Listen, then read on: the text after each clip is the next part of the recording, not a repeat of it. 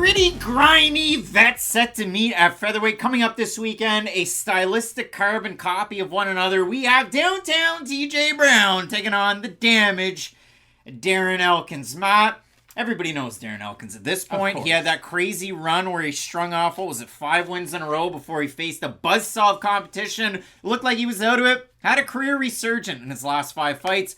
But for Elkins' last time out, he takes on Jonathan Pearce. And Jonathan Pearce, JSP, he's kind of in a realm like a Darren Elkins, like a TJ Brown. Is striking really going to be at the top of their game? Not necessarily. They can all do it. Exactly. But it's really grinding and using the wrestling to wear on their opponents. And Pearce looked really good in that fight against Darren Elkins. And I'm going to throw it up there. Elkins put it out there on his Instagram. He tore his meniscus, his MCL, and fractured his fibula. That's bad. After that fight against Pearce. Still get to go on his vacation, though. Good for him. Although he enjoyed it in a wheelchair. I didn't see that. For some reason, I have Darren Elkins on Instagram, of all people. But for Darren Elkins, I mean, you consider it, we're what at this point? 39, the mileage is there, and he struggled against some of these fighters. Now, Elkins has also had a lot of wins over guys like TJ Brown. I think of the fight against Tristan Connolly, the fight against Derek Minner. Would you agree? He is kind of in that Andrei Arlovsky category of, hey, I don't look at this fighter and think they're going to go on, become ranked again, and fight for a title, but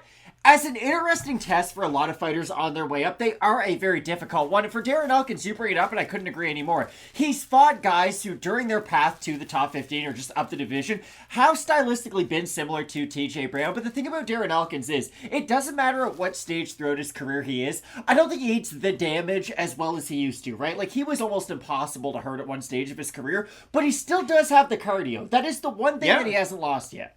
He's like an Atlanta Canadian snack from the sea. Would you like some? Dulce. So reminds me of our grandmother when I eat it. I've got Dulce here, and what Dulce is, it's a cold water type of seaweed, and it grows purple usually up until the last couple of years, and this is a major ecological thing that you're going to learn here with Fight Night Picks. But the emotions, guys. But the quantities of Dulce that have been able to grow in their nice purple color, that nice saltiness. That nice snap to it, right? You like that. But they've started to go away because of the rising temperatures of the seawater. And it started to turn the Dulce green versus purple. People don't want to buy the green. They want to buy the purple. The green makes it almost look like it's bad. It's not. You can still eat it. But people aren't paying that premium price for that premium product here in New Brunswick and across the bay in Nova Scotia. Darren Elkins is a little bit like Dulce.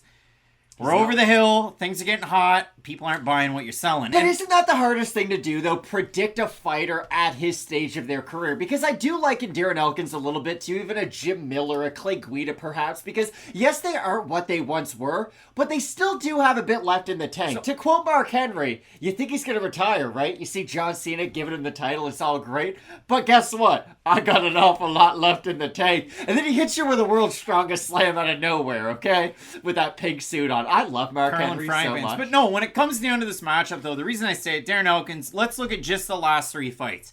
He loses against Cub Swanson, where Swanson's fighting with his hands down, and then he gets the win, knocks him out, the spinning wheel kick and the like.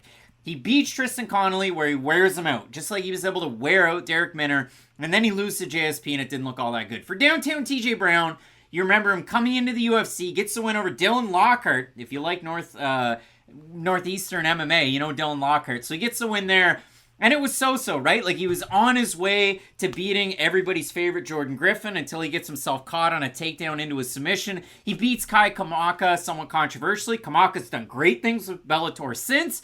TJ Brown beats Charles Rosa with the takedowns.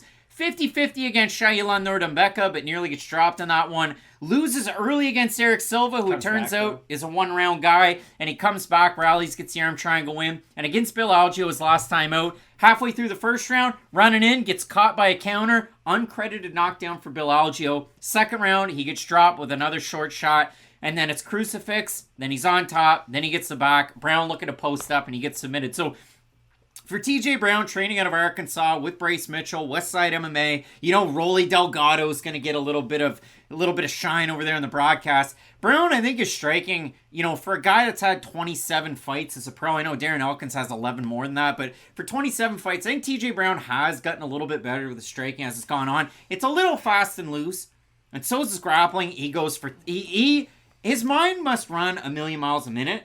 But when you look at a guy like TJ Brown, for me, unless he gets completely worn out 3/4 of the way through the second round and can't get it off the stool into the third round. I do think TJ Brown wins this fight against Darren Elkins. I have a really hard time with the matchup, and this is why. Darren Elkins, oddly enough, has decent switch kicks to the body, and I think the kicks might be important because when he is able to start going downhill with his strikes, it's normally straight shot, kick to the body. And if he is able to land that kick to the body, it is going to slow down TJ Brown quite a bit. And the one thing about Elkins that, again, I brought it up earlier in the video, that has been able to stay at least pretty close to what it was when he was in his prime, is that gas tank. Like, he's not going to beat himself with his output, with his pace. And I think those things are going to be important because Brown might be the stronger fighter early, and he might just have so much success with that strength that it won't matter near the end. But if this fight does go end of round 2, round 3, I could easily see Darren Elkins putting up enough of a fight defensively just to where TJ Brown was forced to work. Yes, he might have been able to win those first 2 rounds, but if he works enough, he might be a depleted version of himself, and if that's the case, we've all seen Darren Elkins win a comeback. You guys know who Darren Elkins is. We know who Darren Elkins is. He is very capable of that style of fight.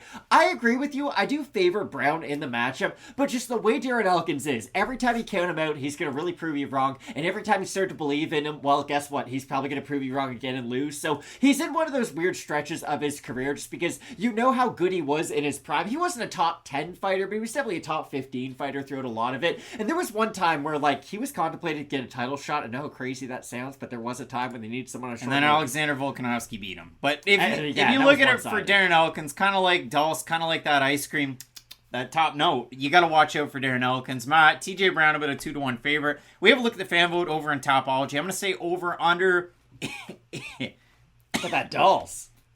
That Dulce hitting back, Matt. 82.5% TJ Brown. I think it's going to be under, but it'll definitely be the favorite. And look, whoa! 1,032 total votes, 52% Brown, 73% by decision. For the 48% that have Elkins, 77% by decision. I do have Brown in the fight, but I'm surprised the fans are that close on this one.